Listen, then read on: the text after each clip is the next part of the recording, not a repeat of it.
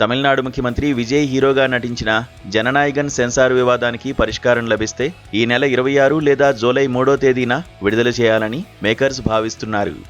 వినోద్ దర్శకత్వంలో రూపొందిన ఈ చిత్రం సంక్రాంతి పండుగ సందర్భంగా గత జనవరి 9వ తేదీన విడుదల కావాల్సి ఉంది. కానీ సెన్సార్ వివాదంలో చిక్కుకోవడంతో ఈ చిత్రం ఇప్పటివరకు విడుదలకు నోచుకోలేదు.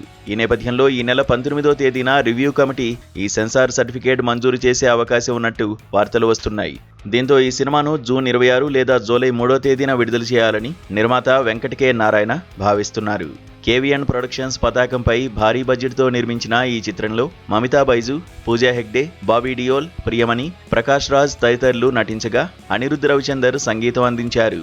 వాస్తవానికి జననాయగన్ సినిమా 2026 జనవరి 9వ తేదీన పొంగల్ సందర్భంగా ప్రేక్షకుల ముందుకు రావాల్సి ఉంది. సినిమా టీం అందుకోసం అన్ని ఏర్పాట్లను పూర్తి చేసింది కూడా.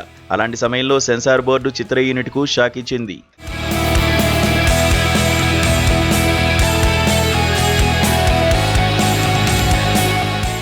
2029 డిసెంబర్ 18వ తేదీన జననాయగన్ సినిమా ఫస్ట్ కాపీని సెన్సార్ బోర్డు అనుమతి కోసం పంపగా సినిమా చూసిన సెన్సార్ బోర్డు యూఏ సర్టిఫికేట్ ఇచ్చింది.